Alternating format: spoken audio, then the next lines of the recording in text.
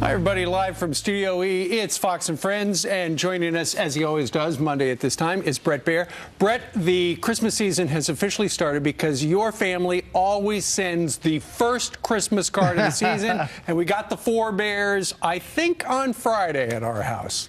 Yes. We do the Thanksgiving/Christmas holiday card. Send it out first, and then we know it's on the refrigerator someplace. You're on the nation's A block. To be enjoyed all season long, for sure. Yeah.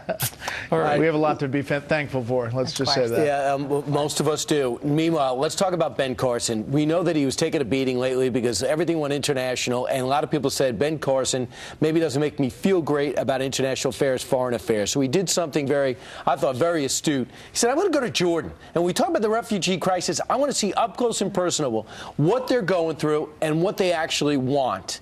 However, before he had a chance to talk when it came to This Week on ABC, he was starting to get attacked. Listen. Dr. Carson, by taking this trip in the middle of a campaign, are you acknowledging that you weren't quite prepared to be commander-in-chief? I'm acknowledging that I like to know what I'm talking about. And who doesn't? What'd you think about that question?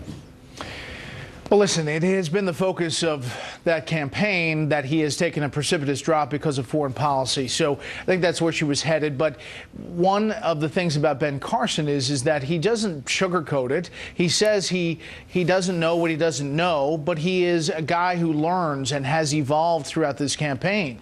He has been pretty good at answering questions straightly. You know, he kind of answers them the actual question, which is a unique thing in politics. And I think this trip was interesting for his campaign because he gets on the ground and he actually can talk about something he saw and talk to the people there. Yeah, I mean, I think many people found it admirable that he would do such a thing. Contrast with where was that question when our president now had not been to Israel before he took office. I mean, there weren't those kind of questions leading him down to that road of inexperience prior to him taking the job.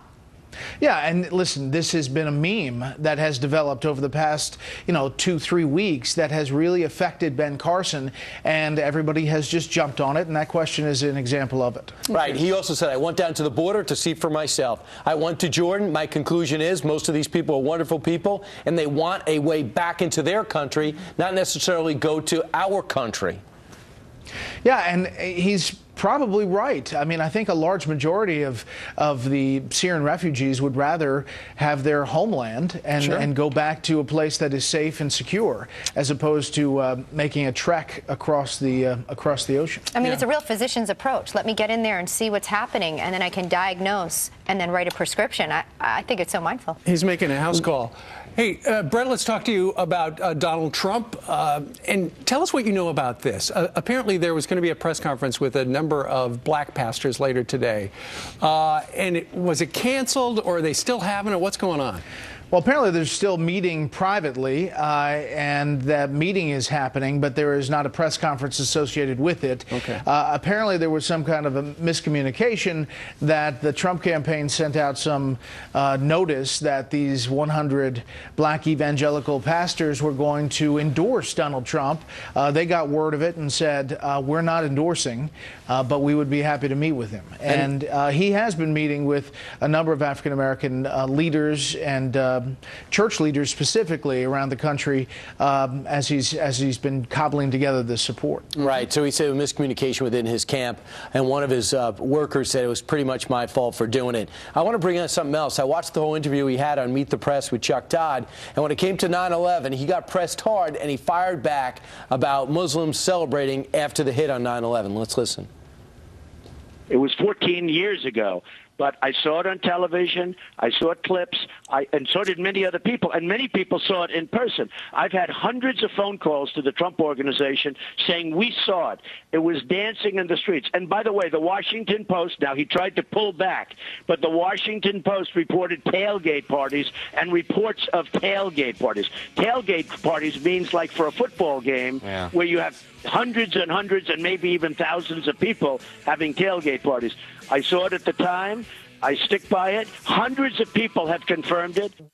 You know what? And Brett, I actually remembered things like that. I remember because I live one town away from one of the towns where there, according to my neighbors, they saw it with their own two eyes. There were people celebrating. And I also remember there was video on television. I don't know that it was from that town or from New Jersey, but nonetheless, Donald Trump says that there are a lot of people out there who have verified the idea of his story.